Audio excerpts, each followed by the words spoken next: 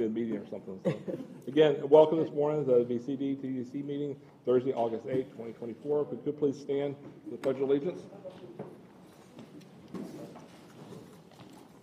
Pledge allegiance to the flag of the United States of America and to the republic for which it stands, one nation under God, indivisible, with liberty and justice for all. Thank you. Please be seated. We can do a roll call, please, for the council. Here. Here. Councilman Muslim Bouchette. Present. Tony Lappy. Here. Jay Johnson. Good morning. Rob Wells. Here. Bill White-Chillis. Morning. Councilman Bill Snipey. Here. Councilman Larry Kiesel. Here. Councilman Nigel Bullock.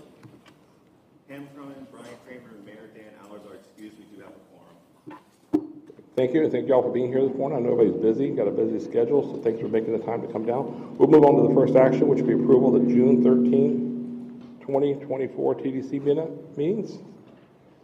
We would like to make a motion or a discussion on the minutes. So moved. We have a motion approval. Is there a second? A second. Any discussion on these minutes? Any public comment on the minutes from June 13, 2024? Any public comment? Come back to council. Any objection? No objection. Motion carries. Thank you. This time we'll call for public to be heard. Any members of the public wish to be heard at this time? Chris, come on up. Chair, as he's walking up, I was hugging on Fran, so I am. Councilwoman Holly Smith is present. Okay. Good morning, members and Chair. My name is Christopher Lopez. I'm the Regional Director for the Florida Restaurant and Lodging Association. I'm a full-time paid staff member working with our volunteer board members in Lee, Collier, and Charlotte County. I know many faces in this room. I've worked with many of you in the past, and hope to in the future, but just wanted to bring some bigger exposure and finally get up and talk in front of this group. I think it's been since February or March since the last time, but I wanted to assure everyone that business is well, and the Florida Restaurant and Lodging Association Lee chapter is looking forward to a very dynamic fall with plenty of events and a lot of networking and educational opportunities for our members in the region and potential new members in the restaurant and lodging trade. We're going to kick off with an August 20th event, networking event, and potential member event at Chips downstairs at the Luminaire Hotel coming up, as well as our annual fundraising golf tournament, which benefits culinary programs in Lee County schools, September 20th at the Dune Country Club on Sanibel Island. So we look forward to that. Any kind of involvement or any interest in engaging on that, please come and find me and contact me. Again, Chris Lopez with the Florida Restaurant and Lodging Association. Thank you so much. Great. Thank you, Chris. And Chris forgot off his introduction there. He's also a very good golfer, too, so don't ever play him for money. So. Any other public to be heard? Okay, we'll move on to municipalities to be heard. Any municipalities here?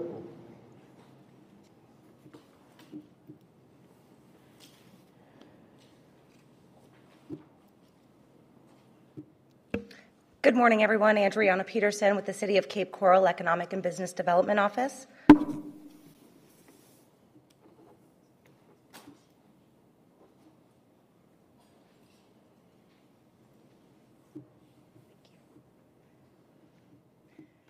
So our business industry roundtable, this is our lineup for the next few months. Next Friday, we'll be hosting the Lender and Financing Industry Roundtable for those who are interested in participating.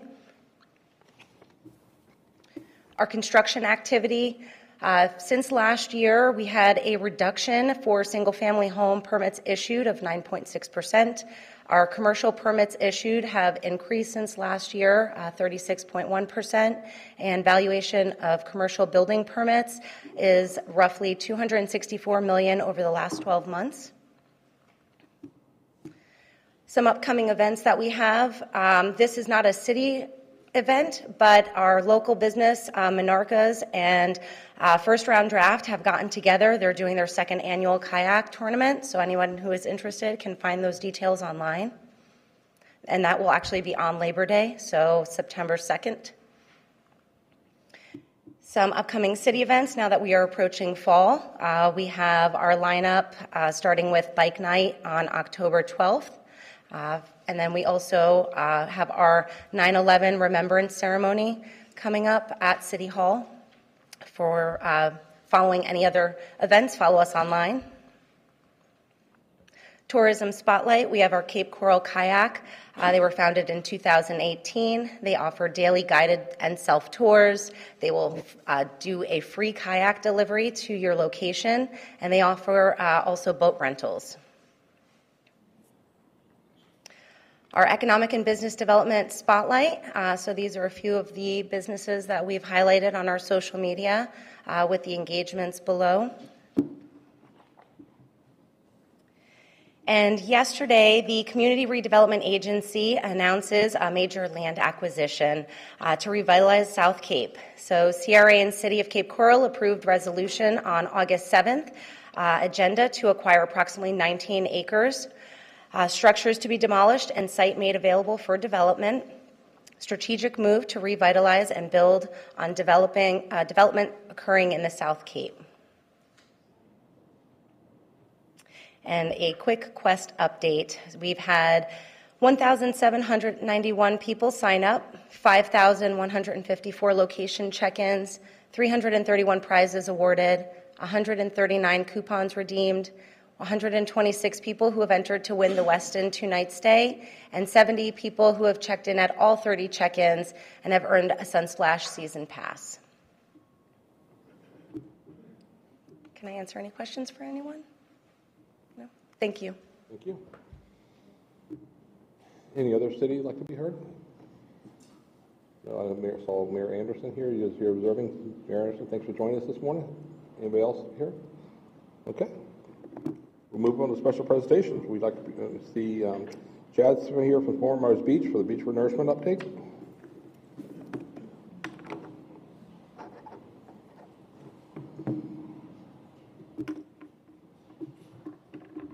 Hey, morning everyone. Chad Schutz, Town of Fort Myers Beach. I just want to lead off by saying thank you. Thank you to the TDC, thank you to Lee County Commissioners, and thank you to all of the Lee County staff that got us the $4.9 million check very timely to make this project a success. Here's just going to talk about updating an update on the project. We issued the notice to proceed on July 8th, and Atna Marine Construction Company is the contractor. Coastal Engineering Consultants is the engineer of record. You all know Michael Poff well, been here before. Here we have the project area, so the north, central, and south segments with the pipeline corridors. The green area is that nearshore Burr area, about 1.5 miles off North Estero Island. We're not going to be using the Lee County offshore Burr area in federal waters. They will put that pipeline, or they have put that pipeline in at 500 Estero, made that connection and built the pipe up north toward. Started testing pipe integrity the day before Debbie hit. Everything was looking good, but things changed with the storm. So good news is that everybody's safe, all the equipment's intact. The dredge found safe harbor in Hurricane Pass. They anchored the pipe and filled it with sand to the bottom, and Atna actually had 2 guys maintaining that pipe out on the beach throughout the storm. So they're going to be building the north section starting at 100 Estero, just south of Bowditch, moving their way south. Once they get to 500, they'll flip the pipe around and continue to build south. That pipe will stay on the beach throughout the project. Here you can see some pre-storm photos, constructing 400-foot sections out in Hurricane Pass. There's the dredge. Again, it's going to wait till seas are a bit calmer to return to the Burr area. Once it's safe, they'll get out there and test the pipe integrity, and hope to begin constructing the beach any day now. Once that pipe integrity is confirmed, and our engineer is going to resurvey the beach to calculate how much sand was lost, what volume we need, and the reconstructing those berms that got overwashed by Debbie. Here you can see Bowditch, those nice beautiful berms that we built with the North Estero truck haul project for building the berms. That nest is still marked there, but it definitely suffered during the storm. Just some equipment, again, all pre-Debbie. That bulldozer's marking 500 Estero for the dredge to construct that pipe towards the beach connection. Just some work from our previous project. Again, we use the state's hurricane restoration reimbursement grant program to pay for that North Estero berm project. It was a truck haul project. Here you can see restoring lateral access under the pier. And again, the berms at Bowditch and at Lynn Hall and Crescent Park came out really well. We still have lateral access there, which is good, and the overwash sand will be, that area will be prioritized just because it's so erosional over there. Working with Turtle Time, the FWC Marine Turtle Permit holder, relocating nest. It's been a tough year for them. But good news is that nests 54 and 55 of the 109 nests hatched since Hurricane Debbie. So Miss Eve remains hopeful. Those were relocated nests on the south segment, or just south of the south segment that had hatched. So successful relocation from the project, and hatching after a tropical storm or hurricane is a good thing. We'll see if we're monitoring shorebirds daily, and we'll see if the shorebirds are game enough to go for another clutch. Great opportunity became available from the state just last month. They made $35 million available, and the town fully intends to take advantage of that. We've won and applied for the grant and confirmed eligibility, and as of this morning have already submitted our first invoice into the state program. So this $35 million is first come, first serve, and our intention is to try and submit as much as we can to reduce the overall local cost share to TDC and the town as much as we can. So we'll see how it goes. It's great news to reduce the cost and make those funds available to other beaches in the county. So again, thanks to all of y'all. Thanks to Lee County staff and the commissioners. I appreciate all the help. Thanks. I had a couple of questions. Bill, you want to start on this side? We'll walk around Holly, I think. Defer to Mr. Wells first. Rob, go ahead. I didn't say who was first. Sorry.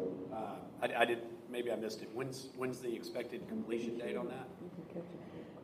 So I was talking to our engineer about this morning. Initially, it was a new beach for the new year. It's a 6-month project. That's the 180 days. I think it's January 4th. We may be set back.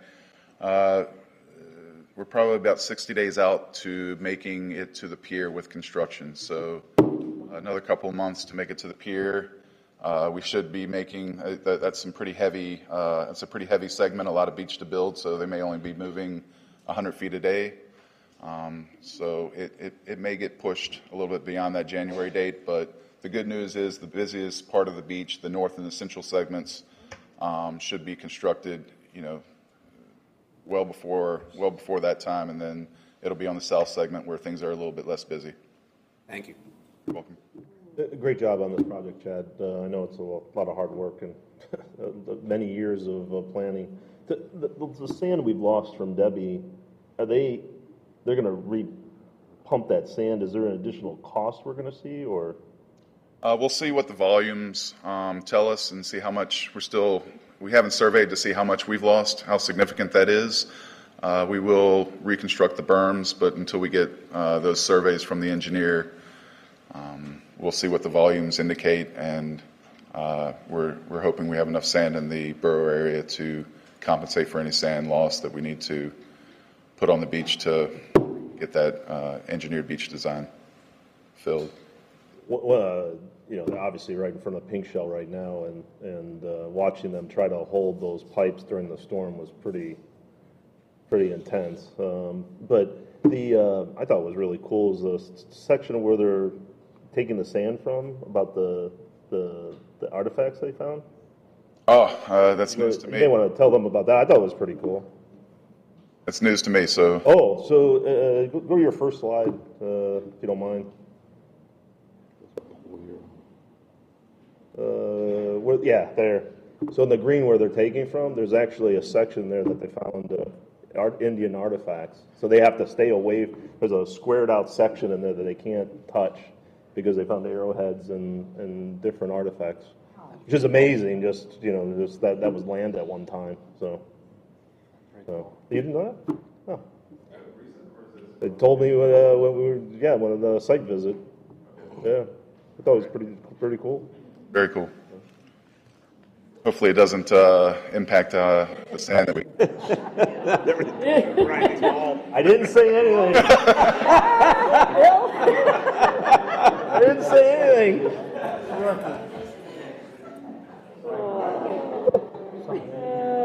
All right. We're laughing. We're laughing. Any other questions or news, information? Computer project. Oh, did you have something? No, I did not, sir. Any other questions for Chad? Thank you, and at Thank least you. you made it through last week, so thank you for everything. Good job. Thank you. Next, we San Diego Captiva Chamber of Commerce. John Lice here for presentation. Okay, John, no questions from Bill, okay? Yeah, really. Man, sorry. Okay, so good morning, Chair Pendergrass, council, staff. Thanks for allowing me a few minutes up here today just to give you an update on where we are, moving a little further north from Fort Myers Beach to San Diego Captiva Island. We have not found any artifacts recently, but we've had some really great progress, and wanted to take a few minutes and just share with you some of the great things that we're doing and some of the highlights that we've been doing. Tony, I know you like this picture a lot. I may have selected this intentionally. But one of the great things about the funding that we received from this board was that we were able to go out and get all new assets to update our library. We all know that post-Ian, everything that we had digitally looked completely different. But what was nice was that a year and a half after, we could get some greenery, we get the flora and the fauna coming back, and we got some really great stuff to go out and really launch some campaigns to help our businesses on the island in summer and fall. So I won't spend too much time on this. I know that you have already gotten an update every single month. By our calculations, and we work very closely with the fire department, the fire chief, as they go through and they inspect buildings for readiness. Then we contact the businesses and find out exactly how many units are coming back online for nightly rentals. As of last week, Blind Pass Condos put us over the 35% mark for available rooms as compared to pre-Ian. So we are well ahead of where we thought we would be this time last year when we forecasted out. We have, as a lot of you know, we've collaborated with FGCU and Charitable Foundation for the Islands to produce a San Diego Captiva Outlook that looks forward quarterly. Every quarter we look forward 12 months. And right now we're it's, like I said, just over 35% on Sanibel and Captiva, according to these numbers, and these are just nightly rentals, so they may differ slightly from what the VCB has, and it doesn't matter if they report to STAR or not, so I don't know if that factors in. And then we also have 76% of our non-accommodation businesses on both islands open in some form or fashion, whether that be online, off-island with intent to return, or fully open on island. As you can tell, that ratio is off. What we've done is we've gone out with full-page ads in Florida Weekly and some other publications to really highlight the open businesses on the island. We get probably 25 calls a day. Our visitor center is, thanks to you all, open 7 days a week right now. We've gone from, in the first 120 people per day to averaging right around 45 right now. Obviously, this month is going to be skewed by last week, but our biggest question is what's open on island, and so we've tried to address that with our full-page ads that have gone out not only in Lee County but Charlotte, Collier, Palm Beach, and the Keys as well. And so we're very excited about that. We've had a distribution of just over 280,000 copies of that. And then last year, in conjunction with Save of the Shore, we ran Save Our Sandcap, and it almost felt like we ran them in a competitive manner, and we wanted this year to really do a complementary campaign. And so we know that Save of the Shore focuses very heavily on culinary. We have gone out and produced some video and some print ads that complement that. So we're focusing right now on our lodging, our recreation, and our shopping. And our Summer of Fun campaign is running to geo-targeted drive market locations on social channels, paid search, and streaming services like Hulu. All of these point back to our open businesses page on our site with clickable links to all open businesses. Our social channels alone has seen over 64,000 clicks since June. And this one highlights our recreation aspect and the things that are open from that perspective.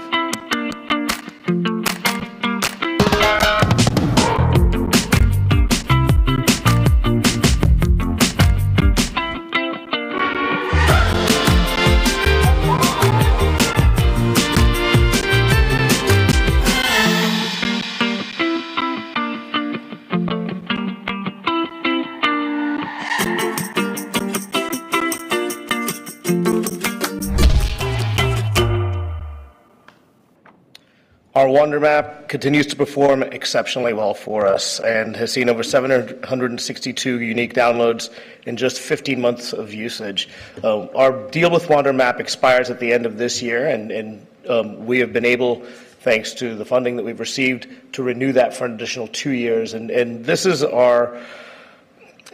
really the place that we point people who are calling from out of town, who want to know what's open on island, and so when we can walk them through downloading this map, whether it be on their iPad, on their iPhone, or on their desktop, they can zoom in and see where their favorite restaurants are on this map, whether or not they're open, and they can go right to that link and see what hours of operation they have, their menus, items, and go right to their website. And then something we're all excited about. On November 5th, we'll begin our celebration of Sandoval's 50th anniversary, kicking off with a time capsule opening and reveal at 4 p.m.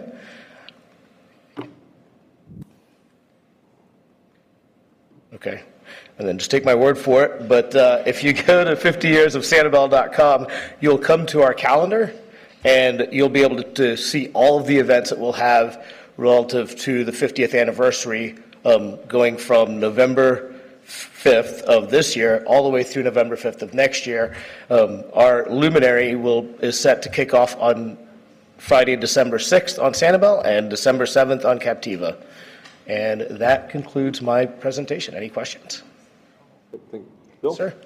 Thank you, John. On a previous slide that you had up when you were talking about the 35% that are up and available, I didn't notice, have you asked for ETAs on the other 65% on when they expect those to come back online over the next 12 to 24 months? So if you look at estimated openings, there's a lot of TBDs there.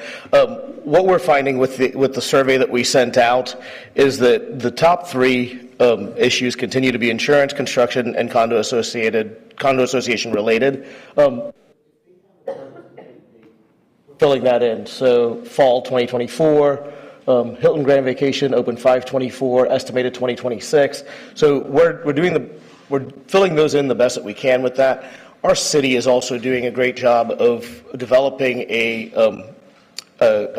dashboard that shows us what open applications and permits are out there, when they close, and then what new ones open up. So that can also give us a forecasting tool as well. But right now we're relying on this high-tech and phone calls to each individual unit owner to say, hey, when do you think you're going to have this back up and running?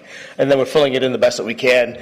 That combined with FGCU's survey, Economic Outlook survey, give us our forecasting method. So there's not a real science to it, but it's best guesstimation for right now. And just to add a little bit to that, those dates move a lot, right? Oh. I mean, we're seeing that, we're tracking it as well, trying to make sure we time our messaging up Absolutely. with the bulk of those reopenings. So, and to Tam's point, a lot of these dates were different 6 months ago. So, as time goes on, we're doing our best to pinpoint what's realistic and where we think this will all land. An example, we thought we had a full service property opening last week, and they have no rooms now coming online till November. So, Gotcha. Holly?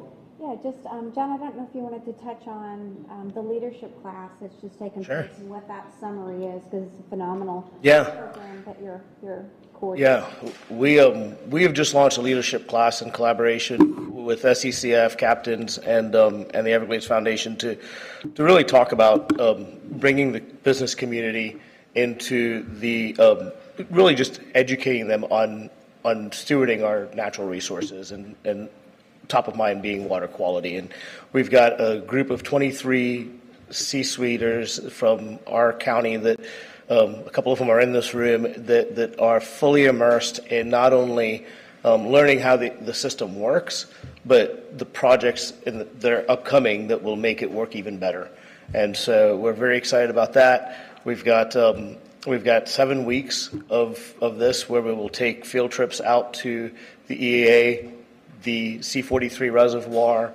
We'll take them out into the estuaries and up and down the Caloosahatchee and just kind of show them exactly how runoff and discharges impact our local waters. Great, thank you. Any others? Anything else? Well, thank you, John. Excellent. Thank you very much. Thank you for the update. Next will be Tamara Pygott. all right. I want to begin my report to you by sharing a couple of new staff members that have joined us at the VCB.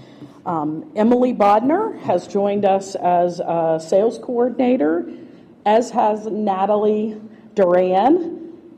And on our fiscal team, we have Audrey Gaff, who is our fiscal officer. So you have a little bit of information about each of them at your place. Emily came to us from the Drury, Natalie from the Fairfield Inn in Cape Coral, and Audrey from another county department. And we are thrilled to have these three ladies on our team. We're getting close to fully staffed. I know somebody's going to ask that question, but we're getting close. We got a few more things going on, but welcome. All right. Slide into the bed tax report now. Of course, we didn't have a meeting last month, so I'm presenting May and June data to you. You'll see in May, just under 2.8 million. In June, 2.9 million. And for the fiscal year to date, that's 37 million. The good news is, sorry, I'm probably a little slower than Amanda is on the trigger over there, but last year we collected 36 million for the whole year, so now we have exceeded those collections from that painful first year post Hurricane Ian. As you see, we're up about 23% fiscal year to date. And in terms of looking at this, how does that compare to the past? You can see where we rank in comparison by month. Those are the monthly collections, and then the fiscal year to date. So same with the month of June. So a little bit ahead of 2019. All right. In terms of STAR, for the month of May, occupancy came in at 61.4%, down 11%. ADR just under $149, up 3.5% for RevPAR of $91.32, down almost 8%. And in June, a little more difficult month, occupancy 58.5, down 12.9%. ADR still hanging in there, 137.70, up 2.6%. RevPAR down 10.6 at 80.54. And you see where we are for the calendar year to date. Overall occupancy down. ADR just down a smidge over the previous calendar year, and of course RevPAR down. Shifting on to how that looks in comparison to past years for the month of May, and then similarly June. Definitely a challenging period for our area. And what do you attribute the decline that's causing that decline? I mean, we're running higher than the others, but yeah, I think a combination of things. One, we're missing those contractors we had in our inland properties last year, and I think most of the inland property folks will tell you they're definitely missing some of that additional business that came in last summer. Of course, we don't have as much compression from the coastal area, impacting them as we would like during the summer months. And then, when I look at the STAR reports around the state, we're not the only one that's down. Other areas are down as well. I think, I can see everybody I know is going to Europe the last couple of summers, and that's, they were in Florida the previous 2 summers. I do think that's impacting us as well, the rest of the country opening. The Caribbean is doing very, very well if you look at their numbers. And, that's those are some of our competitors, right, at the end of the day. But, I still think that, some of our coastal properties are open, but not completely reopen. There's still a lot of construction and things going on. And I think some people are making the decision, well, if I'm going to spend my vacation in Florida, I don't want to have that construction going on right next to me. I'd rather go maybe to Naples or to Sarasota. And even they are still struggling a little bit. I think the economy is a little shaky, consumer confidence. But we're working our way through it, trying to get our message out there where we're at. Yes, Holly? Yeah, I was just going to add to that as inland property owner. I mean, significantly down. It's not just light. And I think we also really rode a time of increases. We've all been through this before. And then we had maybe artificially high daily rates. So some of these properties that are in the economy and mid-tier are probably going to see a drop back down. Because one, we're going to have more competition coming on the market if these all are under construction. But I think it's really, as Tam said, we've got the economy, we've got the election. There's so many factors, visitor experience. I mean, people are still looking at where we are from Ian. And I hate to continue to say that, but I think it's a real factor. And then we were all full for so long with post-Ian bumps. And I think there's going to be a correction. A lot of this relates to only STAR properties. Many are not subscribing to STAR, but I know overall the inland properties across the segment, I don't know of too many that are actually above where they thought they'd be. It's a tough time right now, and it's usually this time of year. We've got the hurricane season. I think people are very cognizant of that. So you've got the full hurricane season. People are saying, maybe this isn't quite the year, and here we just get hit by a tropical storm. So that's my input as a dual property owner in the inland segment. I also think that, when I look at the numbers, and Joseph will be presenting, I feel like we're missing a little of our in-state business. They're very keenly aware of our situation. They have the ability to keep good eye on what's going on over here, and they're following all the Facebook posts and everything that's happening. We've also had a bunch of rainy weekends, not good for business, as we know. Makes it easy for them to say, looks like it's going to rain this weekend. We'll hold off another week. And I also think, we had a really big property open to our north, and I think a lot of staycationing people have been wanting to experience the Sunseeker resort, check that out and see what that's like. So I think some of our people who normally get a weekend down at Fort Myers Beach or on Sanibel, or a week, whatever they do during the summer, might be trying a new property. Not to say that property in your packet about it, but I do think that, there's a lot of competition, and people have lots and lots and lots of choices and lots of things that are weighing on them. But we will continue. This year we had a full summer marketing campaign. We didn't hold back at all.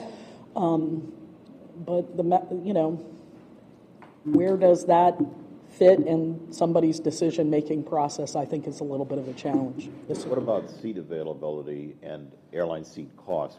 That's got to be affecting it. For sure. I mean, any reduction in the number of seats means that's someone we can't bring in. And I think, loads are still very good at the air. I mean, the airlines are winning this. They have very full planes, if you've been anywhere. And of course, let's not even talk about the crowd strike issue and how many people got caught up in that, myself included.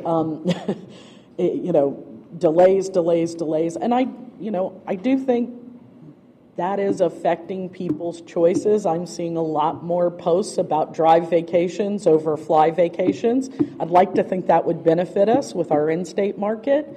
So our conversation internally is we got to turn up the notch on the in-state market, try to get some additional PR coverage, some earned media over placed media there, and see if we can't move the needle.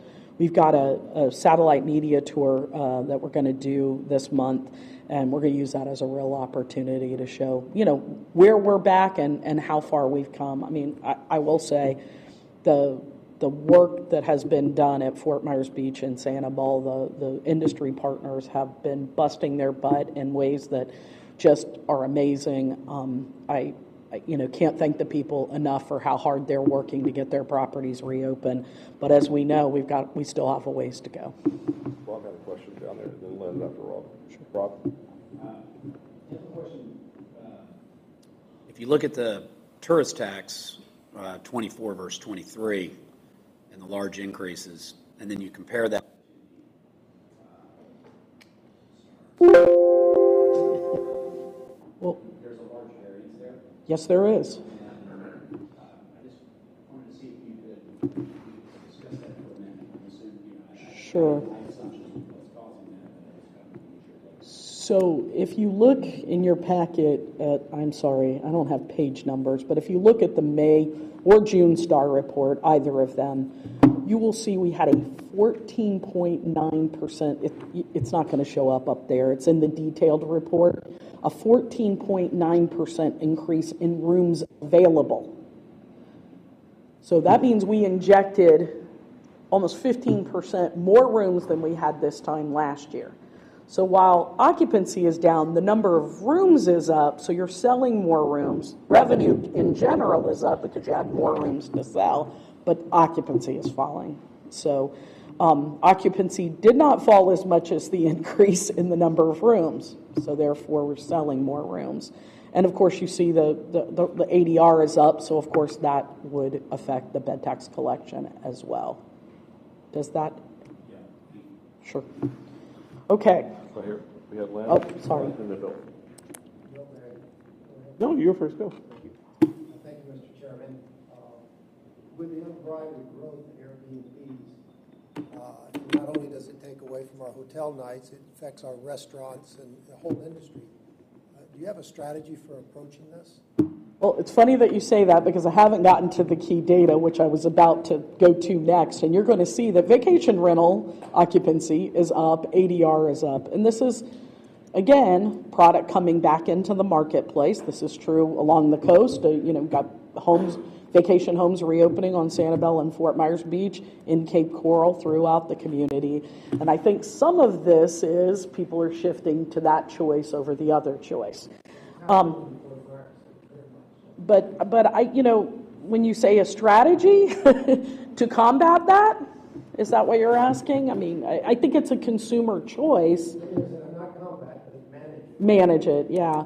I mean, we look at vacation, if you look at our historical bed tax collection, and sorry, I don't have this in front of me, but a large portion comes from vacation rentals, always has. I mean, this has been a big vacation rental destination. When you look even Fort Myers Beach and Sanibel Island, not a lot of flagged hotel, almost no flagged hotels, and a lot of condos where in homes where people rent. We've always been a big vacation rental market, but I would say historically it's in the 40% of bed tax collection range has been from vacation rentals.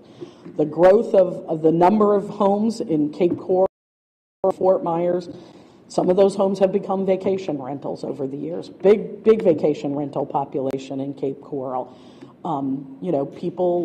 People are liking that choice.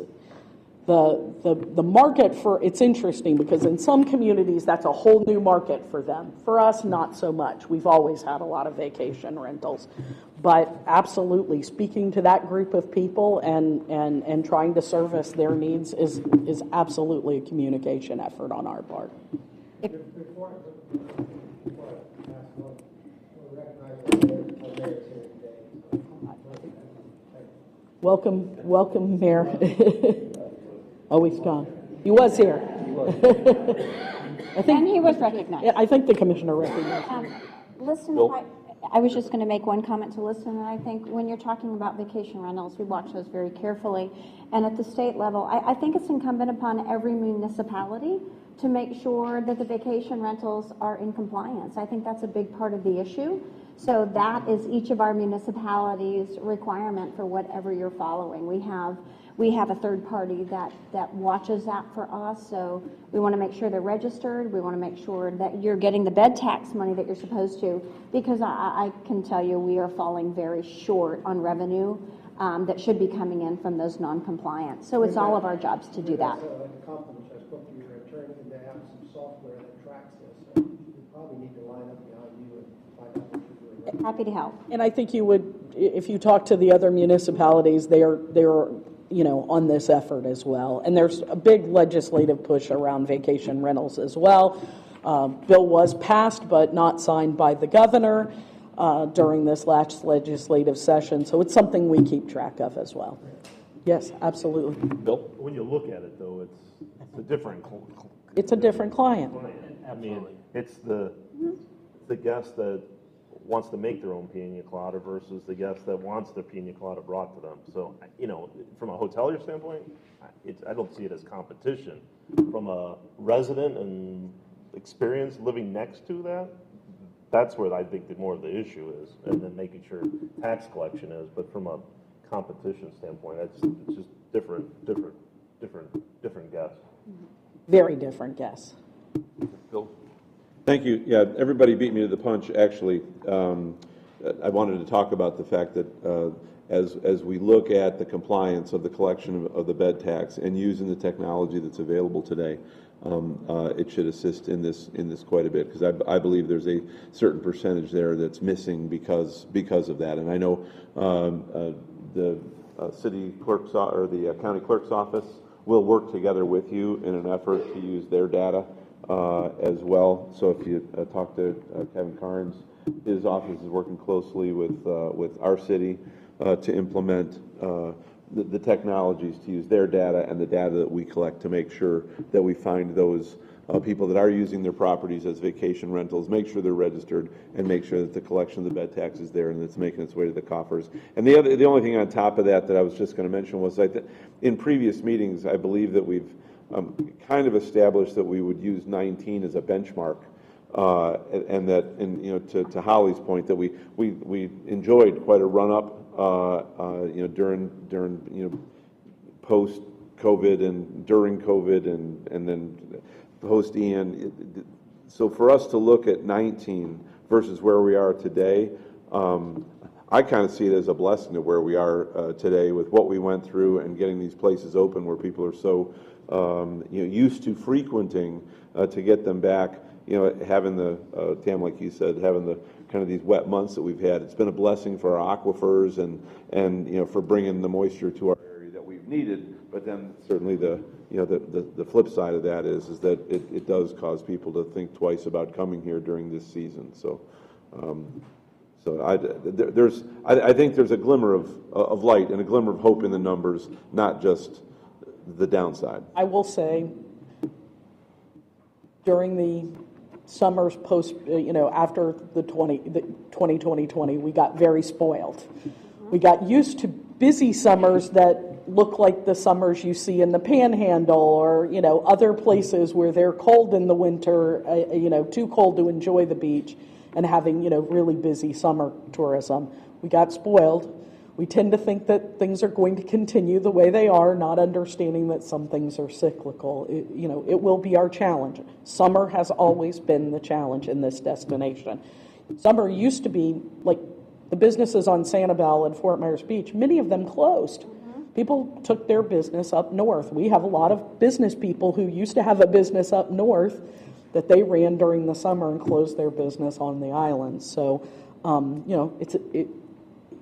it feels, I know it's painful, and I'm not even pretending that it's not painful. We're all doing everything we can, but it is a more return to a normal pattern that we have seen in past years. With that, I'm going to shift over to the key data. You'll see that occupancy for the vacation rentals for May was up 26%, ADR up 28%, and then for June, up 26%, and then calendar year to date, your vacation rentals are up 36% with a 15% increase in ADR and a 56% increase in RevPAR. And again, I do think, all those things go hand in hand. All right, next, let's look at the hotel room count.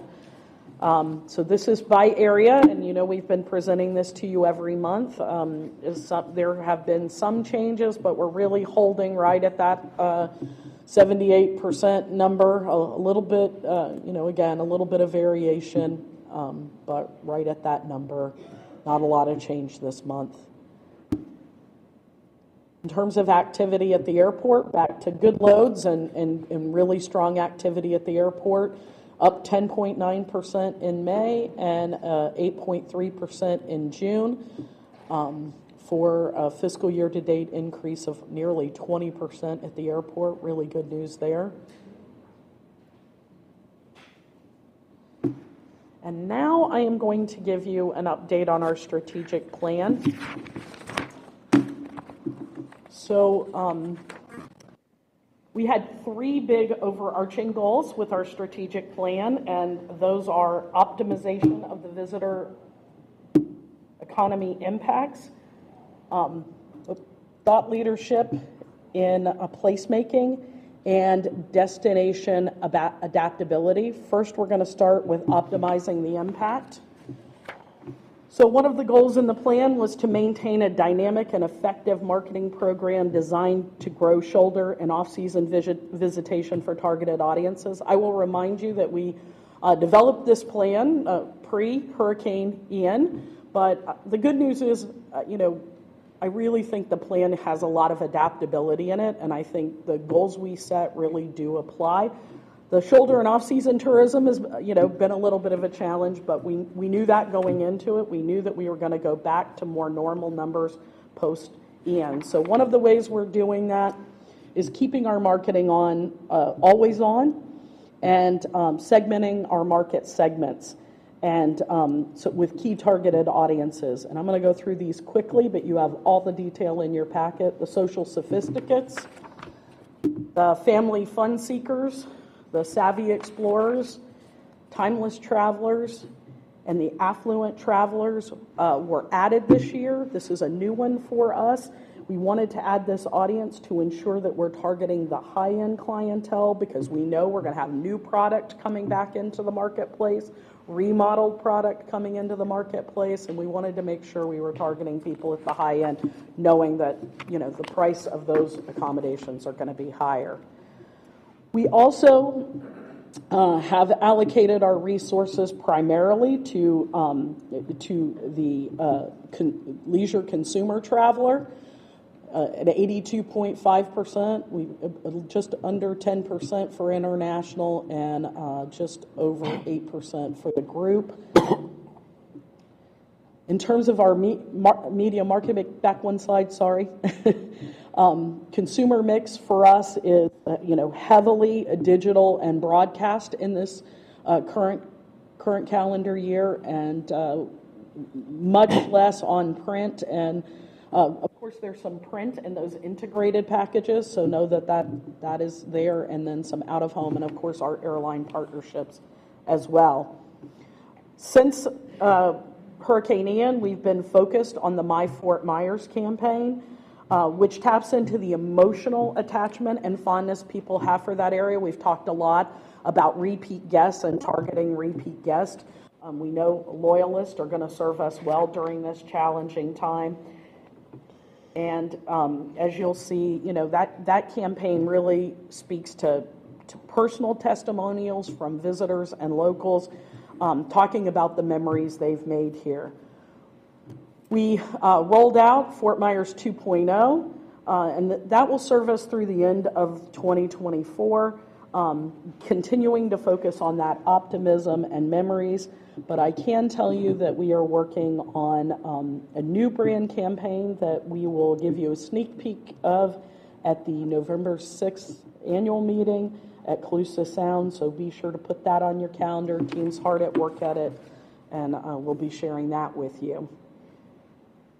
In terms of optimizing impact, of course, on the sales side, we're committed to strengthening our outreach to grow travel trade, group planner, and our media relationships.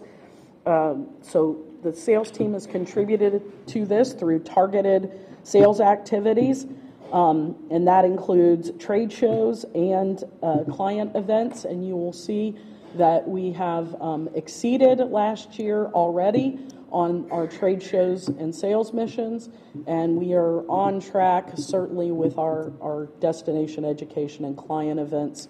This fiscal year matches up pretty closely to last. Another marketing effort to optimize the impact of the visitor economy is by establishing visiting friends and relatives as a primary target market. And the team is currently working on some creative.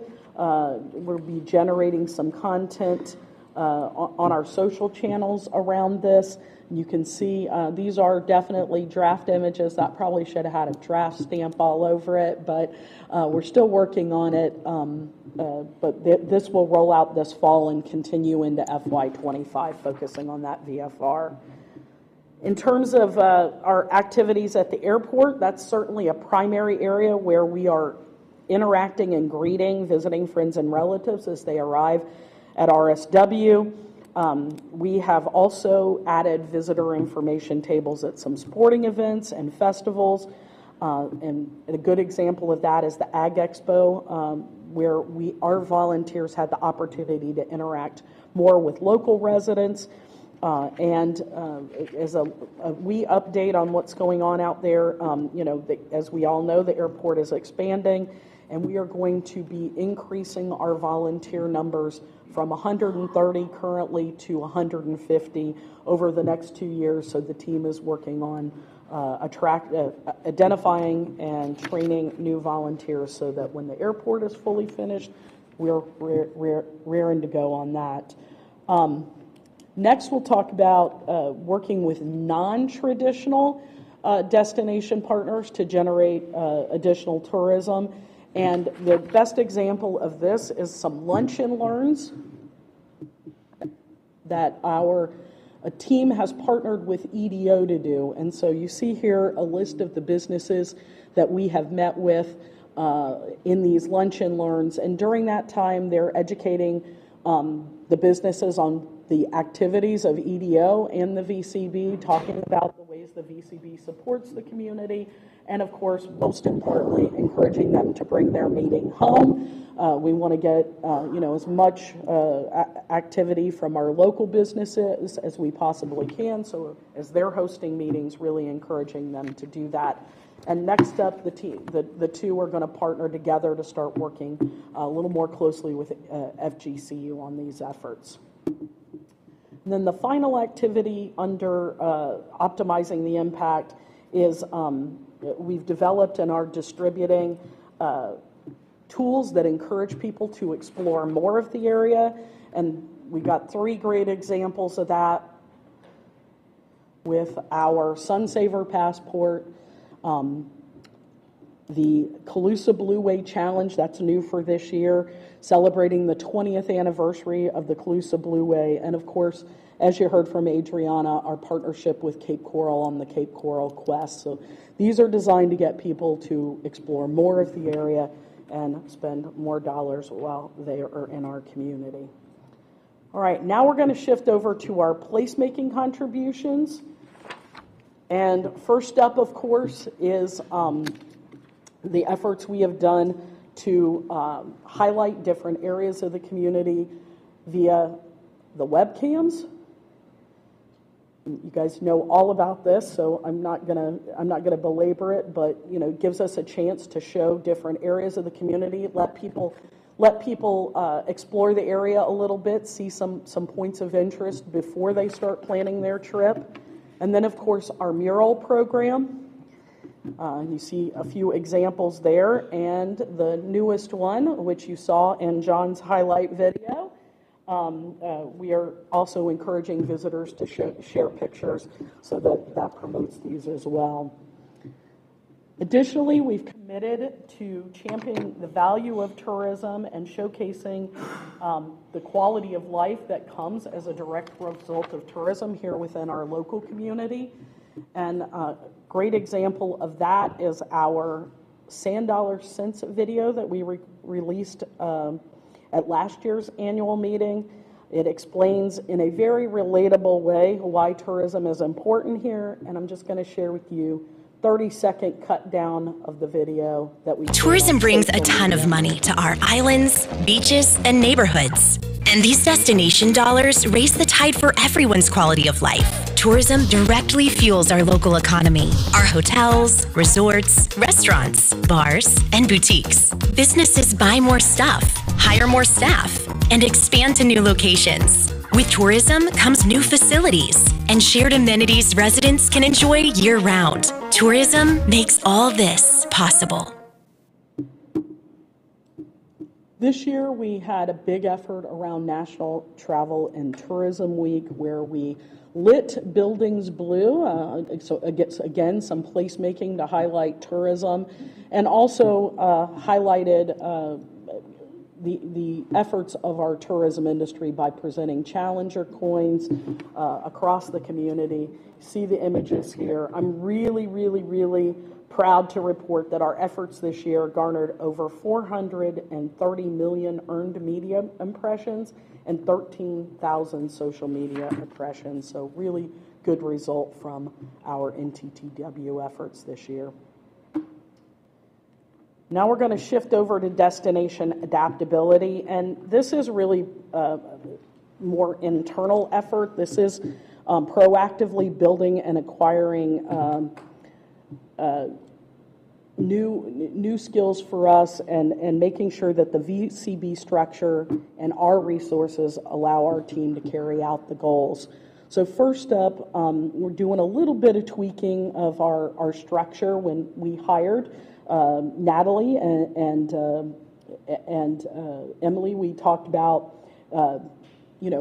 taking those sales positions and cross-training them so we don't have a domestic salesperson and a global salesperson. We're working them both ways so they have all the skills. We think this is going to really result in some more efficient use of our staff, and there's some more to come in terms of tweaking the VCB structure. We also, one of our commitments was that we were going to expand the research program, which included adding a dedicated research position within the organization. And as a result of that, we rolled out our dashboard. And this dashboard has a number of highlights and tourism details. I know you guys have seen it before. Lots of key metrics. And the intent is not only that we have this information, but that we can more easily share it with the tourism industry and our destination partners, but also the community at large, so they can see some of these benefits that come from tourism, quality of life benefits.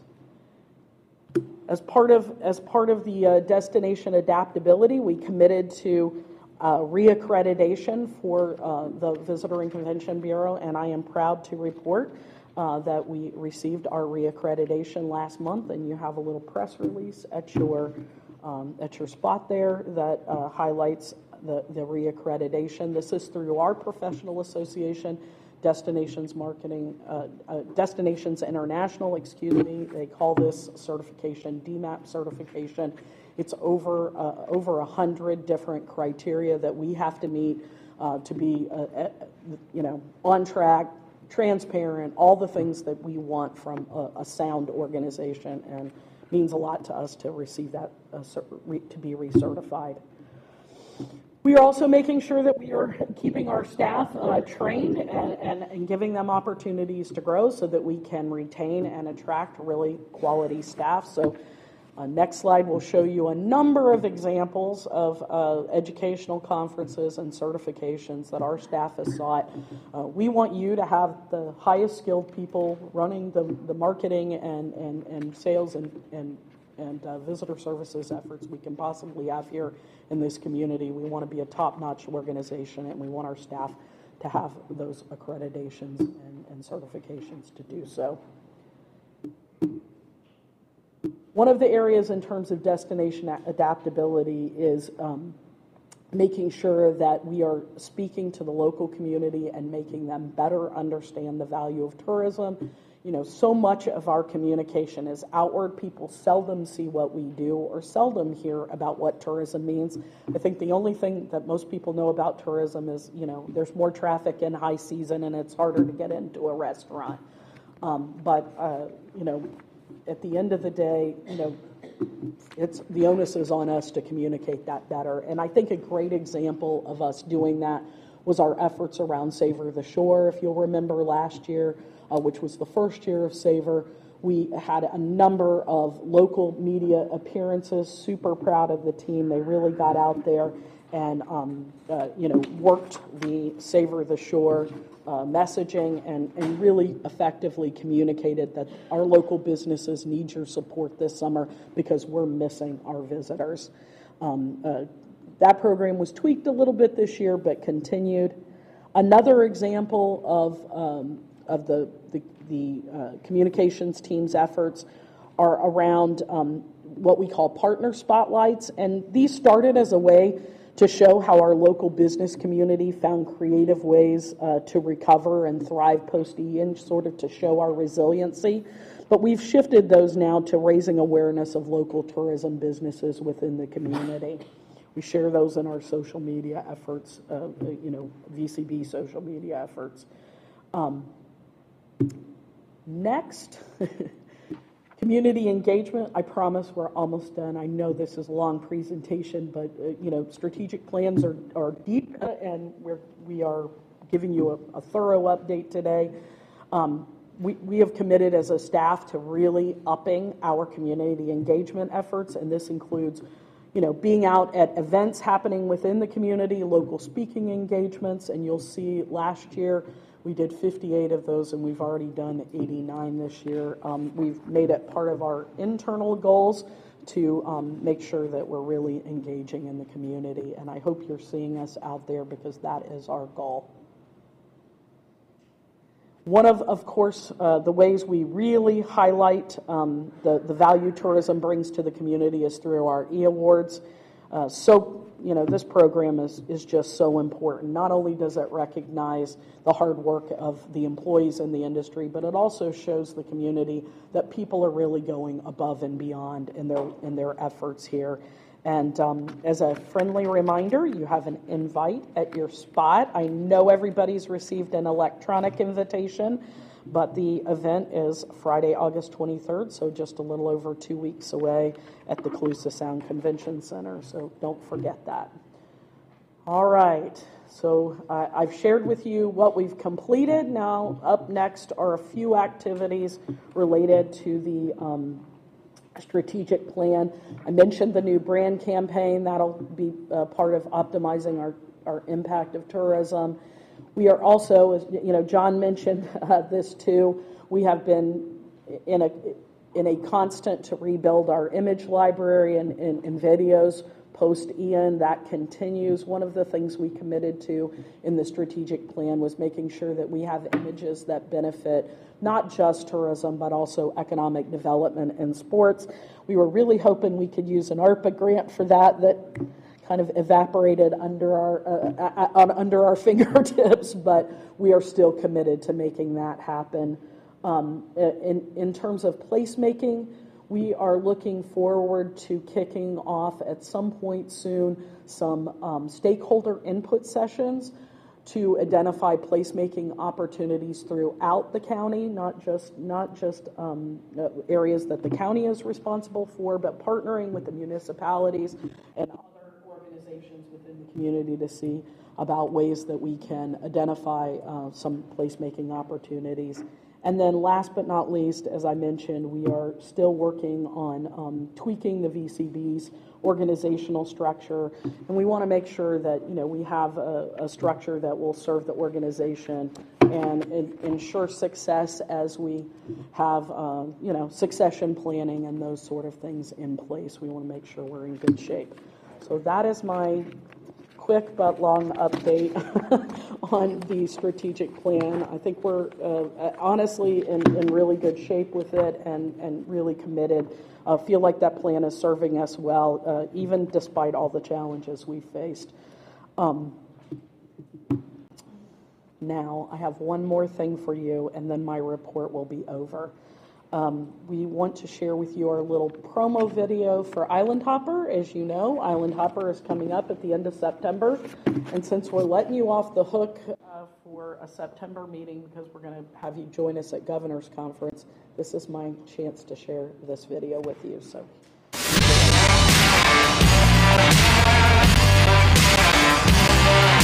It's 10 days of just pure original music, and to see our local, regional, and national artists, songwriters coming together in our community of Southwest Florida is it's tremendous. It's like the most soul-filling show I get to do all year, because very few people know what it means to be a full-time songwriter. Like, just getting to hang out with people that do what I do, that love songs. It's such a unique experience, and it truly is the highlight of all of our years, is coming down here and getting to share our songs with you guys. It's been fun to just kind of connect with other writers, get to perform songs that I've never sang live before, meet new people, and just kind of get to show my music off. So it's been great. I mean, I think Island Hopper just brings the community together. It's nice to see people get out and around and enjoy the music that they're putting on each year. So far, it feels really family-oriented, so that's the part I mostly love about it, because everybody's so welcoming and kind and responsive to your music as well. It has been a phenomenal experience to hear them and their storytelling, which is second to none right here on Fort Myers Beach. It is beautiful. It is a perfect day to be outside playing music.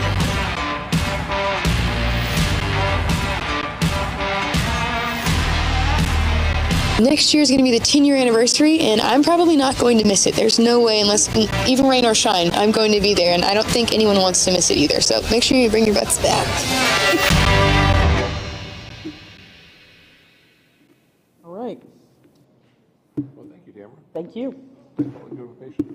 Next, we have Jeff Milkey. No.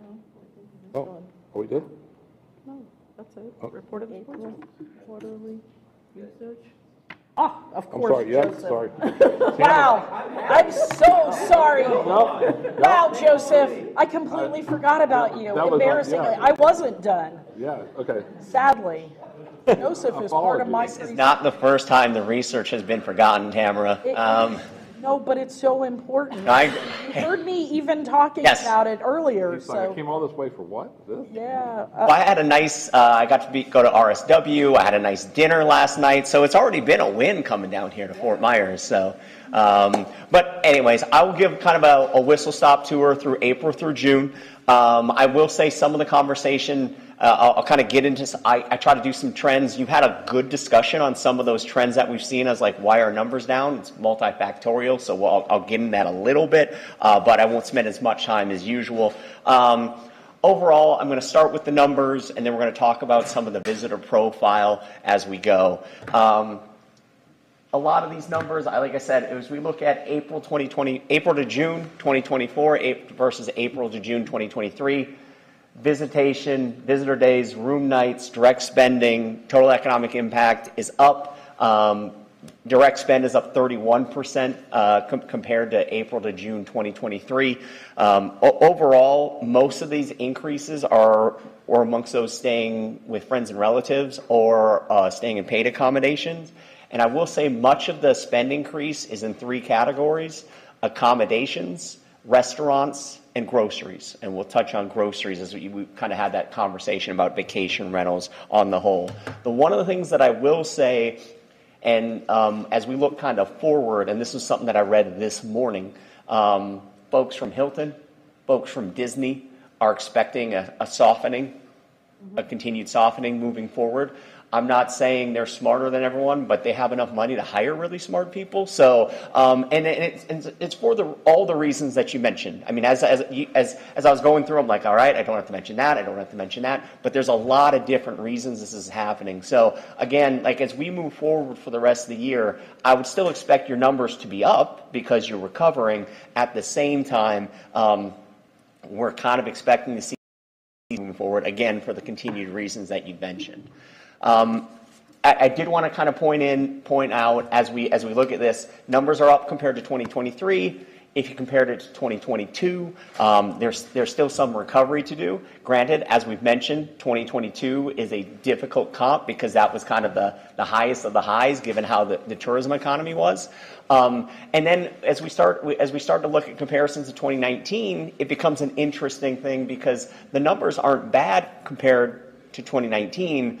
But the inflation since 2019 has been remarkable. So that makes that comp a little bit tougher. So these are things that we'll continue to point out. The good news is after we kind of get through 2024, you'll start to have this 2023 is your new normal and then the recovery from there. So hopefully we'll just get to see that continued growth.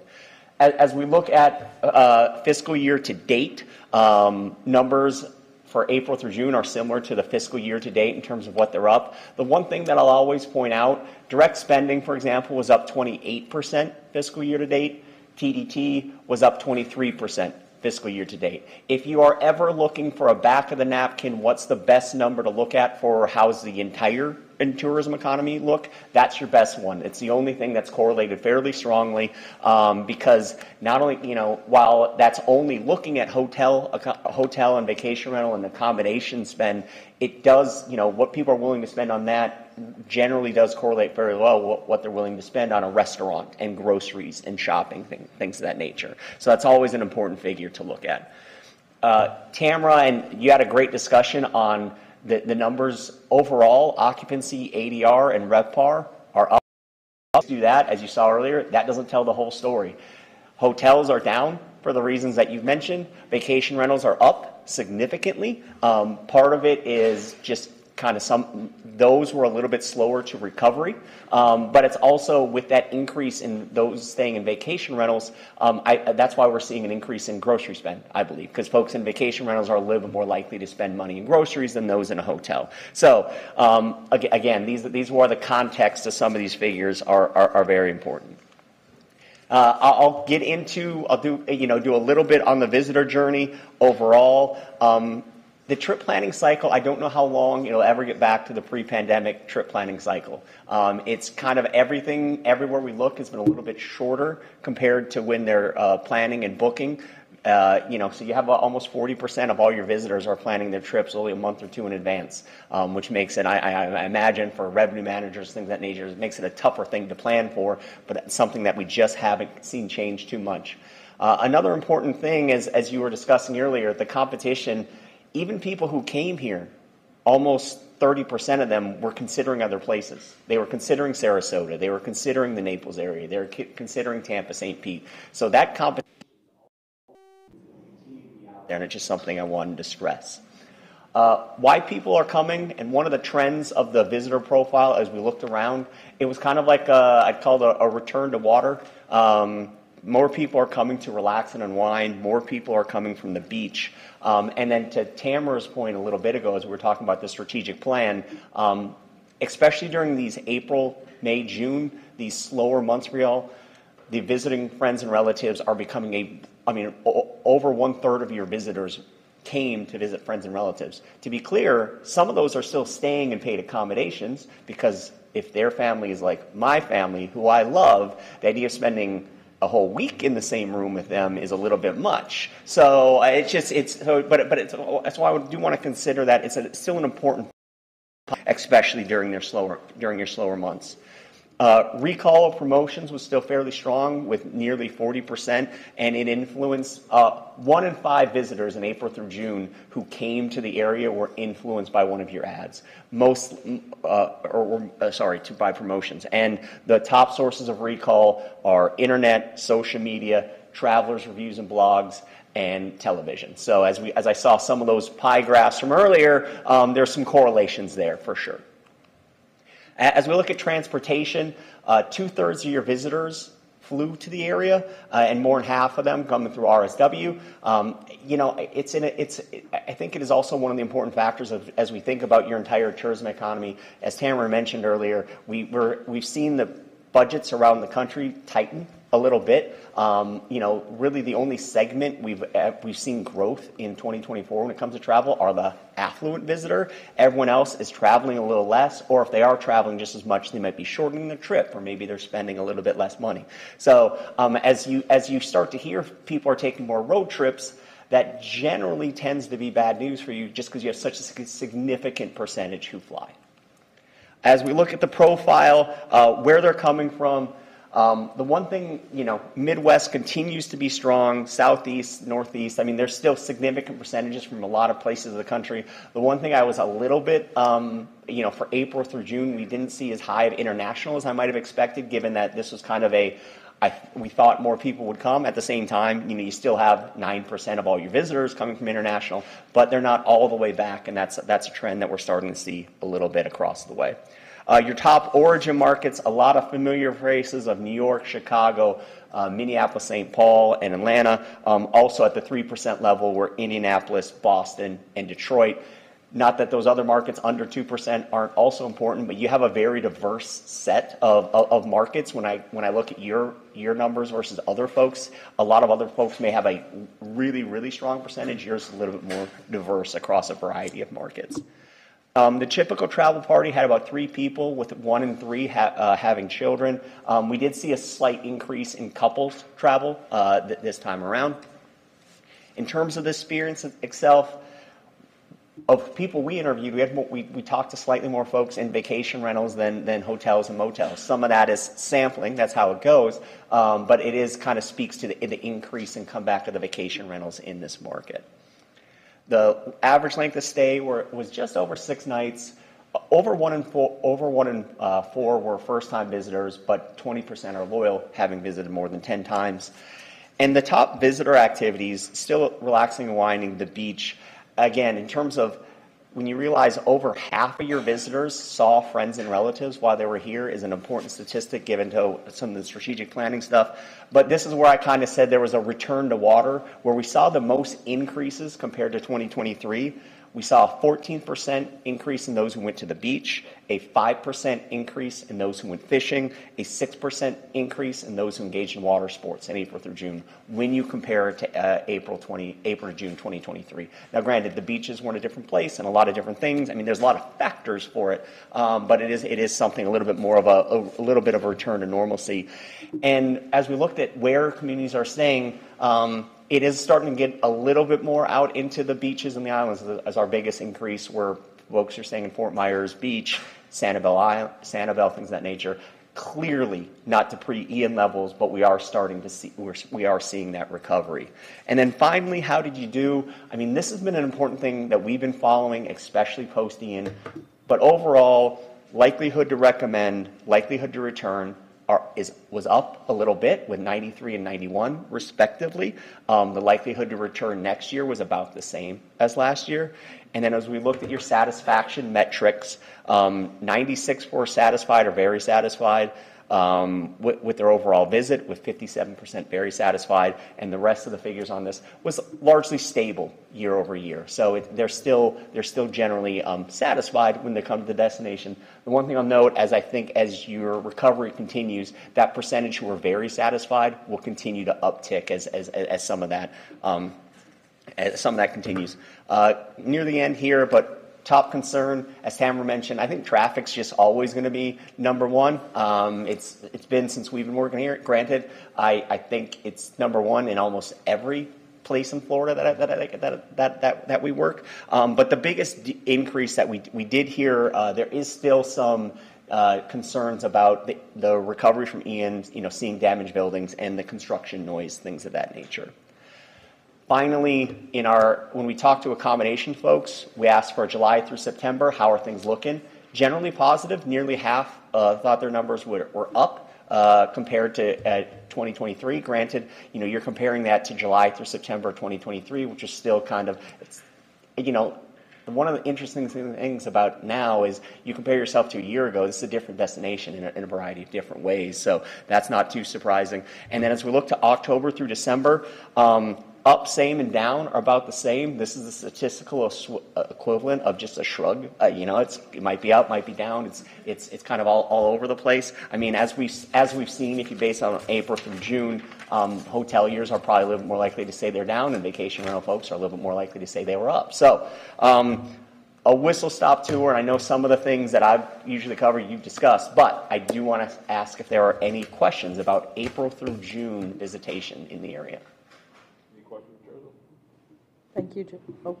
I got a comment and a question. The comment is it's good to see satisfaction up. In previous, certainly as we were recovering from Ian, satisfaction was down. So good to see satisfaction up. I'm interested in there were a lot of 2 and 5s that were in there. It'd be interesting what the other 3 of 5 thought. And the last is, with the great singers and songwriters video that you displayed, and the thought of, and one thing that crossed my mind was, where do we push that out then? And when do we push it out? And to hear that many of the people that come to our area are thinking 6 months, remembered a promotion 6 months prior, and that 2 and 5 of them were putting their plans together 2 months in advance.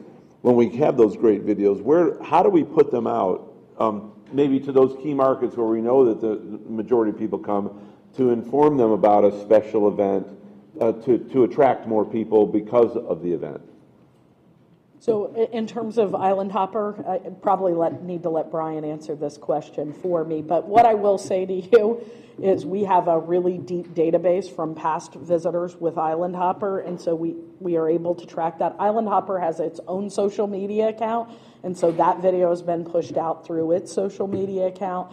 It is a little bit tricky in terms of the timing of promoting Island Hopper because it does take a while for us to get our headliner name.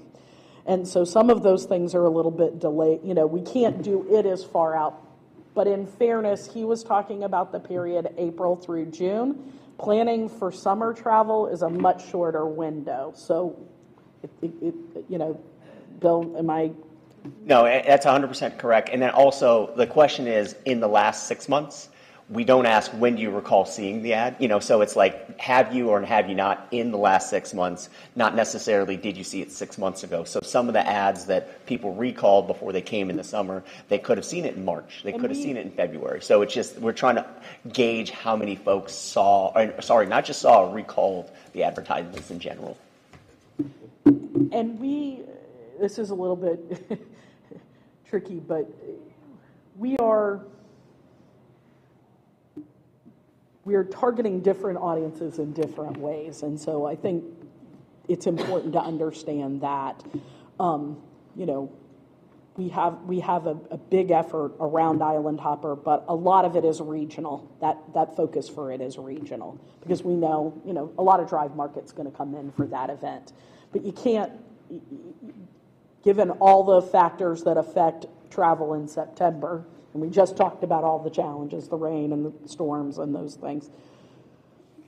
that's why we do that as a regional effort. But, we know we get people that, love music and come from Nashville and Austin and other places. So those are key markets for that effort as well. So it's a robust plan around it. But Brian, do you want to speak to it specifically, or probably? We have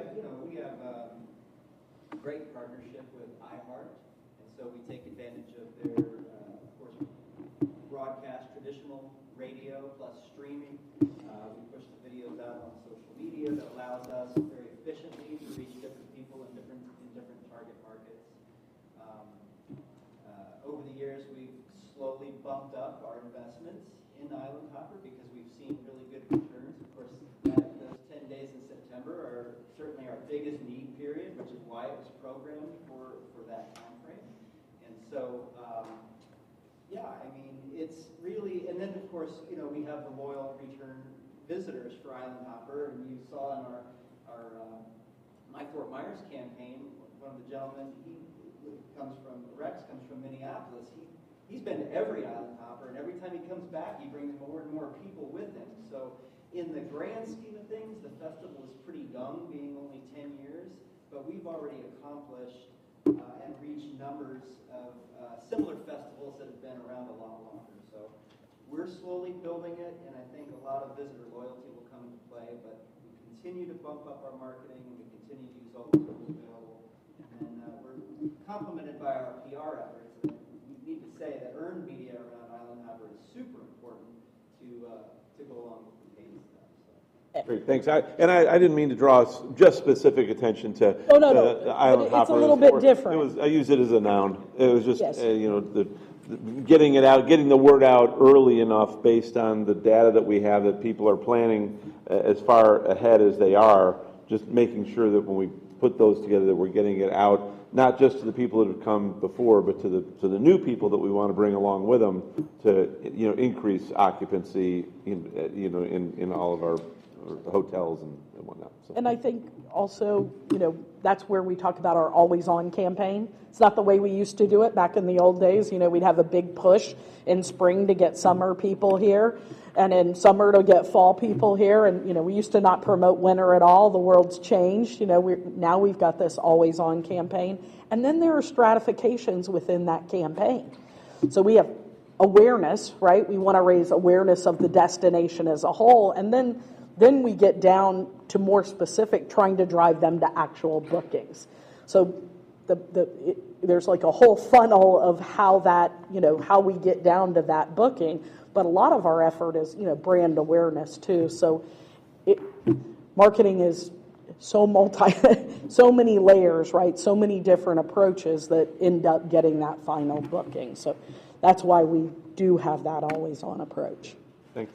Bill? Great report, Joseph. The international, I'm not as concerned because usually it's August, September, October that they're traveling. So, that's, I think, more of a seasonal thing. Correct. But I just wanted to highlight, nearly 1 in 4 visitors mentioned damaged buildings. I know there's not a lot of municipalities here. This is a hot button. And I'm not saying anybody's doing a bad job. I just only ask that you guys keep pushing it because that's what we keep hearing from our guests. It's like, why is that building not torn down by now? It's 2 years, and that's the first time I've seen it pop up in this report. So. Something we've been tracking. I think he called it out, and that's what I was going to also say to your 2 in 5. All the details are in the full report. Joseph's just giving you some of the highlights. So, if you go to the full report, it's about 140 pages. I think it's a lot, but it is in there. And also, you saw Debbie come through. What were the pictures everybody showed?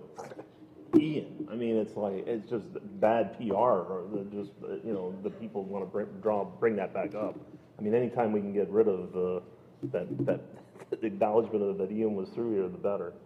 Agreed. Bill, we start talking to the insurance companies. From the county side, Bill, we've been doing it at the pier, at the beach. That's something we talked about the pier replacement. That eyesore being at the beach every day, you go to the pier, that old pier is still there. And it's just we want to get rid of that Band-Aid, get rid of it. So it's the past, people want to move on. That's one of our frustrations we've been dealing with. It's coming, but based upon the way it's bidded out, replacement with the new pier, they gotta tear the old one down first, the same contractor, so, great question, Brandon. Thank you. Any other questions for Joseph?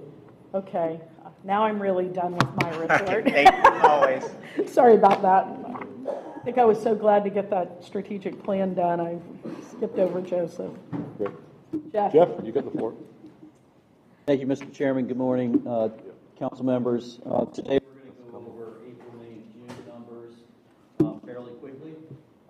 So April, we filled 5,600 hotel room nights, $2.3 million in direct visitor spending.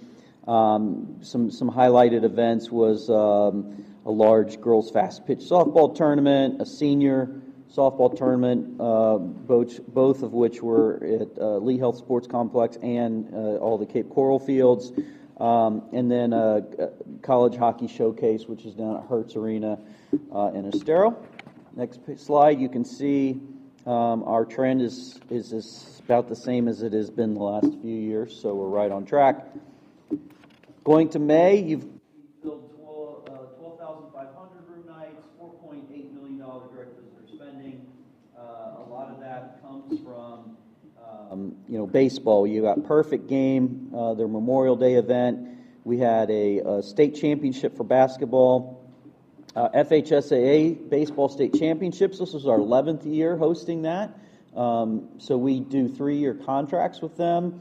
Next year will be year 3 of, but they've already indicated they want to renew with us forever. So they're like, you guys are our permanent home for baseball.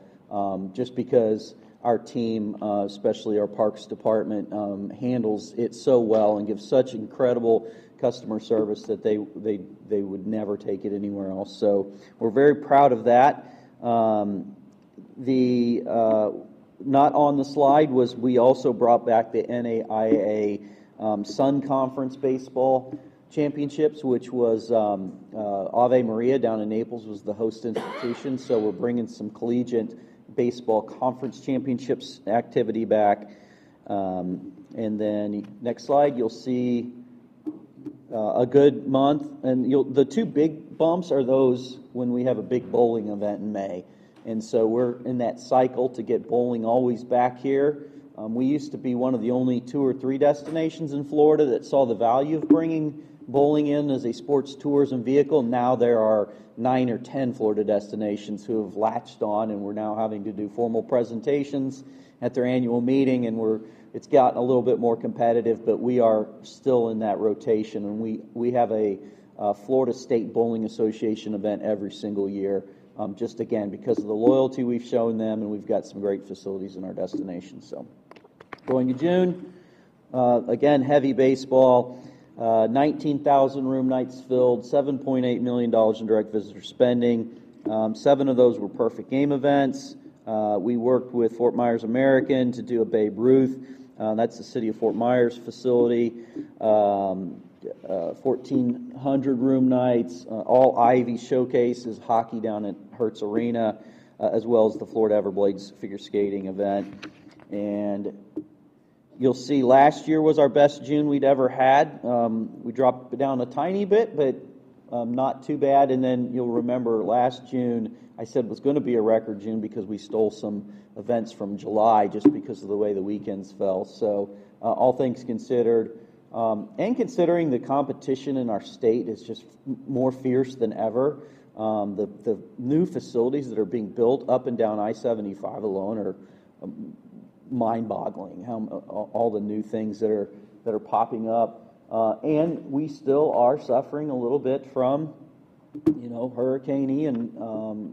There are still, especially in the state of Florida, the drive market. They're smart enough to know that there are so many other destinations to go to right now that even though Fort Myers puts on and Lee County puts on amazing sports tourism competitions, that there are other ones that are just nearly as high quality that they can go to. And so they all say they're going to come back, but they are waiting another year or two. And so I think our numbers are really good considering all that we've been up against over the last few years. Before I go to questions, I'll mention we are starting to get, excited for the Fort Myers tip-off. It's the nationally televised college basketball tournament that's here the entire week of Thanksgiving. The men's side, we have Michigan, Xavier, so there'll be a nice Cincinnati crowd, South Carolina men, and Virginia Tech. And then on the women's side, we have the national championship reigning South Carolina women. They'll be playing on Thanksgiving Day on Fox, Big Fox Television. Again, we turn over our commercial inventory to our tourism office so that we can promote our destination and our placemaking through that. And along with South Carolina, you got Iowa State, Michigan women, Purdue. So we have some really good college basketball coming, men and women. And that is my report. So. Thank you, Jeff. Questions for Jeff? We'll start with Rob first, then Len, and then Bill. Rob, go ahead. We talked about this before, and I guess I've been driving around the state watching youth volleyball with my youngest daughter. Welcome to the world. Facilities that have been constructed that are extremely competitive. They're very nice. The hotels that are nice. And as great as our outdoor facilities are, and as many as we have, I wonder if we have a need in this area for more indoor facilities. I'm assuming that basketball and other indoor sports would be just as, or happening the same way as the volleyball that I'm seeing. Has there been any movement on that? And is there, on the idea of constructing a facility that's an indoor youth-oriented facility? Yeah, so there certainly, for a long time, has been recognition that we have a deficiency in indoor spaces. Our Parks Department does an amazing job maintaining our recreation centers, and those are the bulk of our sports tourism activity, whether it's Waxahachie or Estero Rec Center, North Fort Myers. And so that's where most of our volleyball, basketball, and stuff goes. So I think there is a recognition. I know that there have been preliminary discussions about the Civic Center, what the plans are there, and I think those are ongoing discussions. We've also had discussions with public-private partnerships about others coming in at different pieces of property and they all want to build a big indoor venue that has 6 to 8 basketball courts, which would be double that for volleyball. So we are having those discussions. Certainly, funding always becomes the wall you run into, because every time we think we're making some progress, Hurricane Ian hits or COVID hits or something like that. So I think those are the limiting factors when it comes to building new venues, because of all the priorities that our county has right now. They're just so critical. All the decisions that our county leaders are having to make right now. And Rob, I'll be honest with you, over the years, we've always been challenged to build more baseball parks, basketball, volleyball, pickleball now. The question, our problem is in the county is space. Find me 20, 50 acres that's compatible for that use to the community around it is going to accept. For example, like Jeff said, we're talking about the Civic Center. We want to rebuild that over the next few years. What's that element going to look like? What elements are going to have 4-H? We're going to have a Civic Center, bigger, nicer. But the reality is, if you build in a huge indoor sports activity facility, where's the hotel rooms going to be? Those hotel rooms actually are going to be 2 miles up the road on Babcock in Charlotte County. So there's kind of like you give and take, and where else can you put them close by the interstate? So picking an interchange within the interstate within Lake County that's not within a jurisdiction of a city, Benny Springs, Village of Estero, Fort Myers, that has 40 acres to put a facility like that. That's a challenge. We're trying to find that right location to put it. So all this we're trying to work through all that. We're constantly pushing our staff to find more venues to build more baseball, football, soccer, volleyball, pickleball. There's all these needs out there, and the question is, which one do you pick? So, Linda, you were next. Yes, We're going to do some of the stadium downtown here. Yes, I'm ready. On. That's good news. Let me pick up where this left off, then I'll get to my original question. Midtown, we've entertained a number of bids out there already for a large indoor facility, which puts it near and Jeff and I have talked about this, puts it near hotels, restaurants, and everything. So that land is available. And yesterday we had a presentation out of an investor group out of Ohio about bringing a full program in. So we're vetting through it. So we have a definite need for indoor facility, as Jeff pointed out. It's just where's it going to go? But it's going to happen. But let me move back to my comments, which is going to move from the major to minor, or international to local. Everyone's probably watching the Paris Olympics right now. Do we realize that in closing on Sunday, everything's turning to the United States? The next Olympic Games are going to LA, the Winter Games going to Salt Lake City, FIFA's pumping soccer money into the World Cups. Everything's looking at the United States. Well, with that said, of the 100-plus federations that are incorporated internationally, everyone has a rules committee, a medical committee, an advisory committee, an athletes committee, and these are all driven by volunteers. And what do they get out of it? A free trip every year. And it would behoove us to use our facilities and probably boost your budget over there, Jeff, to look into how do we bid for these. We know the system, but they're looking for places to go because these volunteers want to say, I've been to a really cool place. I went to Santa Barbara, I went to Cape Coral, I went to Fort Myers. It was the best part of my year. They bring their wives with them, and they usually stay a little extra time. It's an untapped market. Now, with that said, Orlando's already jumped on it. I think I sent Tam a note just a minute ago. They're emphasizing that this trend is coming this way. If Orlando's seeing it, there's no reason we can't tag on to that. They can do big events. We can do smaller events. It's a lucrative market. So with that saying, I'll be speaking at the Governor's Conference on tourism, and it's a topic called Sport Tourism Re-envisioned, going from where we started to where we are to what's the next trend moving forward. So I hope to see you all in Tampa. So, thank you. Lynn, do you guys, I mean, we can talk about it later too, but do you have the city have, I haven't followed it, do you have a projection timeline when you might actually have a finalized decision about the City of Palms Park? Because we get asked every day about, what you guys are doing with the park. So do you have an idea, timeline maybe, 3 months, 6 months, or anything? I wouldn't say it's a timeline. It's got to be the right fit. We have a lot of teams that say they want to put a soccer field in, but we're looking for hotels and restaurants, a whole development program that would support it, as Celebration did up in Gainesville and Wiregrass has done. As you said, the facilities are popping up everywhere, but it's missing Southwest Florida. It's missing Lee County. So the hotel and commercial element on the outside where the current parking lots are on the east and west side, but for the main hub where the ballpark is, what use you be using it for? Would it be baseball? Would it be tear all that down and start up with a whole new indoor rec center? Or we've got everything from scrape it off to remodel it, but the real pinnacle, the stumbling block, is that indoor facility. Everyone loves the hockey rink. I mean, the ice is hard to find in Southwest Florida. Everyone's interested in that. You guys got the jewel there. Those, how many acres? Kind of like we have the Civic Center, 100 acres. What do we do with it? The only bad thing for us is so far north. The location, venues for hotels and everything is going to be piled on that 31 corridor.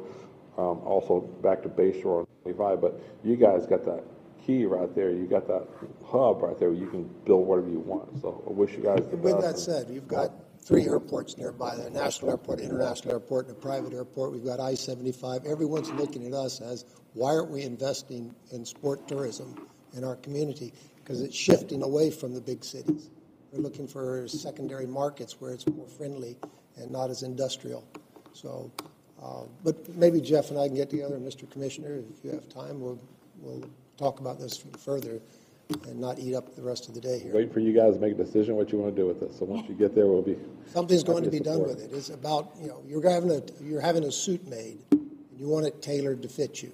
You just don't want to buy it off the rack. So we don't have to take the first deal coming down the line. Everyone wants to be here. Everyone wants to move here. So it's taken a little longer to vet through these. We had a lot of offers, but most of them aren't our suit. Thank you very much. Thank you. Bill? So we've got 1,200 more rooms coming inland in the next 25 and 26. Is that about right? Sounds right. And no, pardon the pun, but I'm teeing you up. What do you need? Because you got a lot more rooms that are going to need to be filled, and sports, I mean, is going to be the key for them. So, is the solution more indoor that Rob suggested, or is it something else? It's anything, Cape Coral pickleball facility is opening up. That's gonna inject more tourism into our destination. Every time that a new park opens, we're able to utilize it in some way. If the stadium converts from 1 sheet of ice to 2 sheets of ice, that gives us more opportunity to go after ice hockey tournaments. So anything and everything, if it's even one court or one field opens up, we're able to find ways to program it. The big multi-complexes are great for heads and beds and tournaments and things like that. The single facilities are great for training. And, we've already, you all know, we've worked with Australia on their baseball and softball team. We've worked with, Ireland has a commitment to come here with their girls fast pitch team for between now and the LA games. We have a very strong relationship with all the European baseball and softball federations. So those smaller facilities are great for, and then when we get them here, then we introduce them to,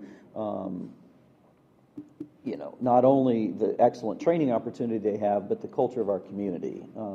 Getting them out and making sure they see some water and beaches, and getting them to a Dave and Buster's and things like that, so that they have some entertainment. But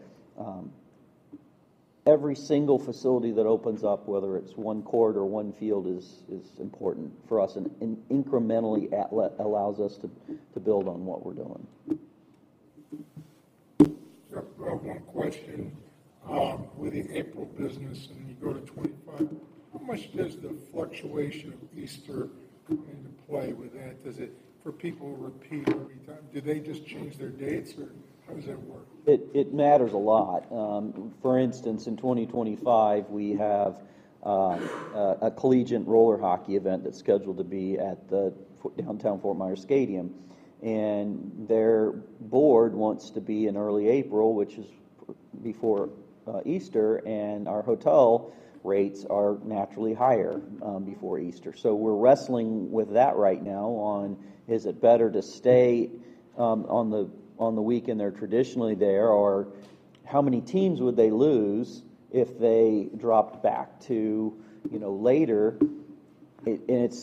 We're going to probably lose teams either way. You're either going to lose teams because you dropped the date back, or you're going to lose teams because they just can't afford to come here pre-Easter. And so we wrestle with those decisions all the time. Easter movement is very important for our sports tourism client. Great. Anything else for Jeff? Thank you. Okay, thank you, Jeff. Thank you for the information.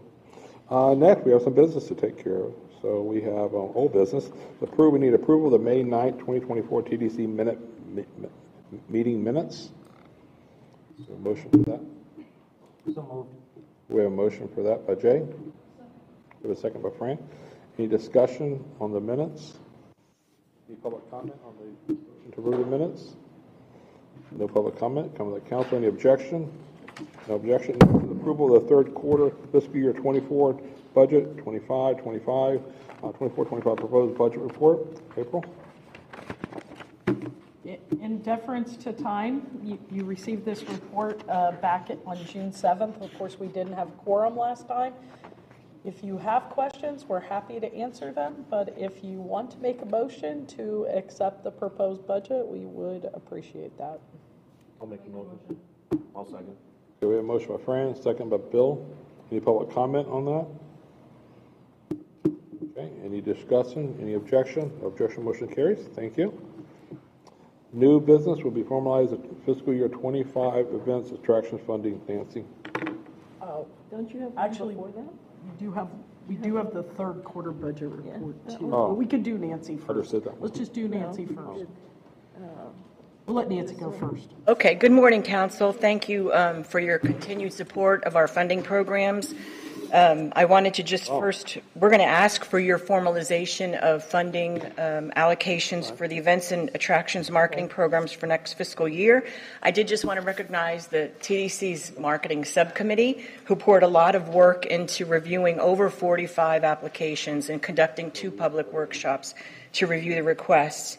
And they were TDC member Cronin, Smith, Johnson, Wachulis, and Stinky. So we really do appreciate your work, your time on these programs. The first request, it's in your packet, is for the events marketing program. We have 12 requests for funding, and the TDC subcommittee recommends funding all of them at a total of $192,500.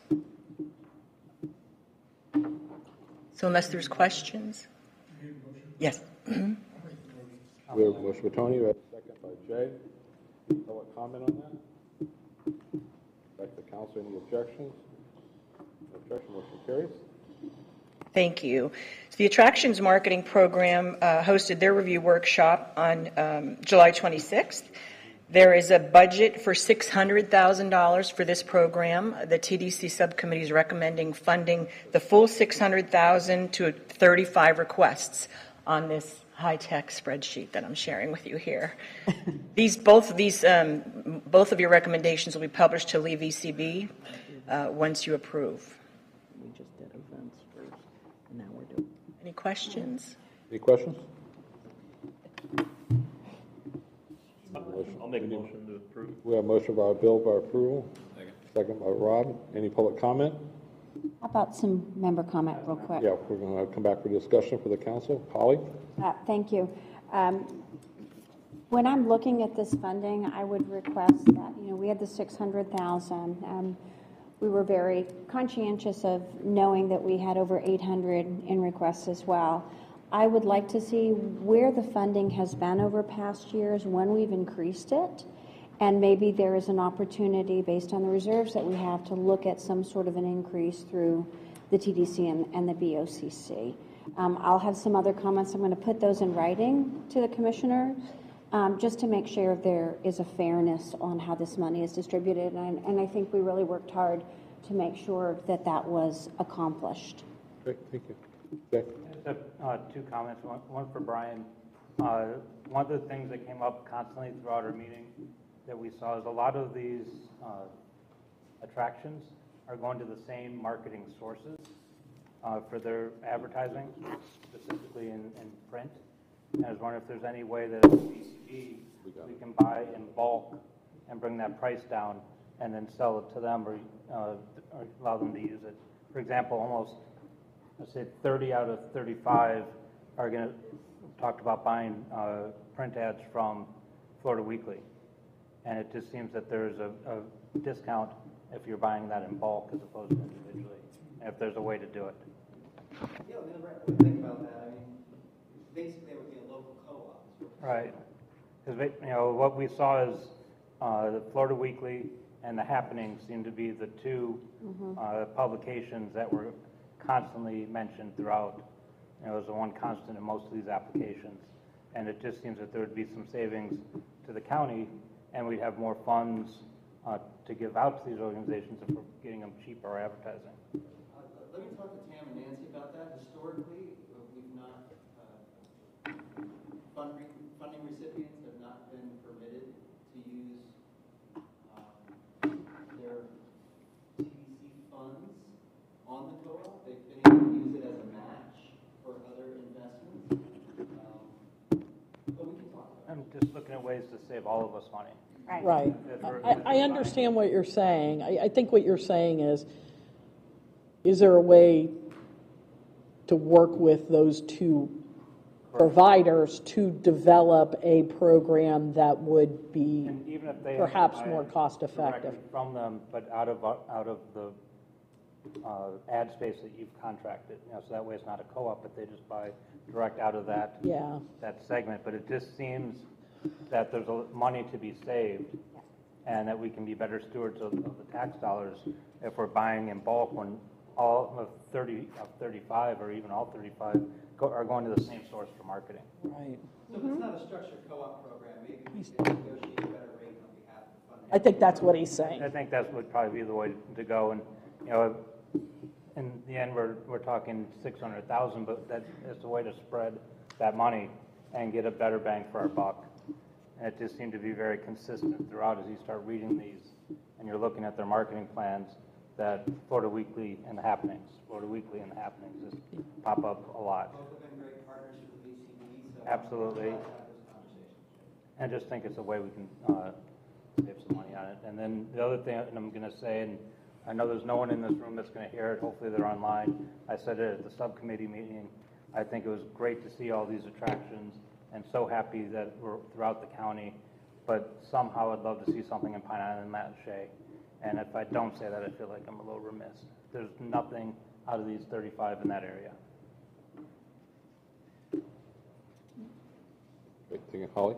And I think that, if I'm not mistaken, that they also got some marketing money when Commissioner Pendergrass worked hard for Fort Myers Beach, City of Sanibel and Captiva through their marketing. And if I'm not mistaken, there was marketing money given to them as well. There was $50,000 that was given to the Yeah. Greater Pine Island Chamber. So hopefully that can be used. Yeah, we can't always take that into account. There's over 100,000 went to the Sanibel, Captiva Chamber, and Fort Myers Beach. Yep. So we didn't take that into account when we were funding these, and I don't think we take that 15. Just to clarify, that wasn't what I was saying, is maybe that whoever those individuals are, maybe it's an opportunity for them to use those marketing to get that word out a little bit stronger, so you do have people that see what they can come to us for. So I think that's incumbent on them as well. But I think your voice is very strong, and I think that's fantastic. You're a champion, and we just need to make sure they know what's available so we can help them with their marketing as well. No questions, it's on them, and that's why I like to bring it up as much as I can to get people to start thinking about it. I say ask for everything and see what you get. That's what we do. That's how you have to kind of live. Anything else? Discussion, we have a motion, we have a second. Any objections on that? Objection, motion carries. Great, thank you. Sorry for the misstep a minute ago. I had the old agenda. I didn't have the revised one, but I have the revised one now, so sorry about that. So now we'll do the new business approval of the third quarter fiscal year 24 budget reports. I'm happy to bring April up, but these budgets are pretty much on track. You'll see we're not overspent. Maybe in a few categories where some expenses come in all at one time, but we're really on track for this point in the year. Rob? Make a motion to approve the. Okay, we have a motion for approval. Second. We have a second, Councilman. Any public comment on this item? And back to the council. Any discussion on the budget? Any objection? No objection. Motion carries. Thank you. I've caught up now on the new revised agendas. I think we're good there, right? So, We're good. Okay, good. We got it all. Okay, good. Next, for council information, do you have any council information? There's some items in your packet. I got you some good reading. Hopefully you enjoy those articles. And we have air service updates. I'm sorry. Okay, any TDC member items? Tony, do you have anything for us? Not at all. Rob? Lynn? Councilman? Anything from Mr. Earl? Bill, do you have anything? I do, a few. Thanks. Didn't make the cut on our PowerPoint, but in addition to the Bimini East properties that we acquired through CRA and our efforts to remove slum and blight there, we also, after a long period of attempts, previously failed, successfully acquired the golf course back. And so the intent there is to make that a botanical garden, make it, if you will, the Central Park of Cape Coral, that we will hope will continue to attract people coming to our area for that new beauty. It was earlier mentioned the tennis and pickleball complex. That we are that close to opening. We need a final decision on branding and the official name, and that will begin operation. We're all looking forward to that and driving tourism here. We actually have our first tournament that is scheduled and already taking applications for the tournament to be held there. We do expect that to attract not only statewide traffic but also national traffic as well. And I did it from the dais, but I have to do it here today, if you'll indulge me. Everything became official last evening at our city council meeting of the acceptance of the funding for Yellow Fever Creek, our newest park there, and that wouldn't have happened being a non-voting member here if it had not been for the support of the voting members of this council. to then also make recommendation to the Board of County Commissioners to use money from the reserves to make that happen. It's going to be a brand new park to an area that will bring camping and outdoor activities and wildlife exploration that this area has not had for a long time, and it wouldn't have happened without the work of this body as well as the support of the Board of County Commissioners. And I just publicly want to thank you for the support that you gave us for that effort that I believe will come back in spades to not only the VCB and the TDC, but also to our county as well. Great, thank so you. Thank you. Good news. Thank you. Still my Mayor of Snellville, go ahead. Yeah, so just as you all know, Tropical Storm Debbie kind of, we all have to remember tropical storms can be extremely impactful, and they were for us. The water worked against us again, but we are in recovery mode on that. Our beaches are starting to open. We have Bowman's Beach and Blind Pass that are currently open. We are hoping for Gulfside, that's at Algiers, to be open possibly tomorrow. So that's really important. Lighthouse Beach and Turner took quite a bit of sand, so we are scraping and reusing that as well. We are assessing the renourishment sand that's been displaced, and we'll have more on that. I did want to let everybody know that the council approved a temporary allowance for daycations at the properties that do fall under the resolution stipulations to open. So Sundial was the first to open, and opened right before the storm came. But they're having daycations, so please come and enjoy. You can get those. You can get tickets online for that. There's only a limited amount that are being able to be used, but we're really excited to have them be able to have this as people are waiting for their accommodations, and it gives people a chance to get to the beach and enjoy the facilities that are open. Looking forward to the Governor's Conference on Tourism coming up shortly, so I know many of you here will be attending. And a big shout out to John Lai, who I think is still here, who will be stepping up as the Visit Florida Chair. So this is a huge accomplishment for both John, and it's wonderful for Southwest Florida as we continue in our recovery. I know a lot of you are saying, hey, I wish Ian was in the rearview mirror. But Bill, something that you said really struck and will for a while.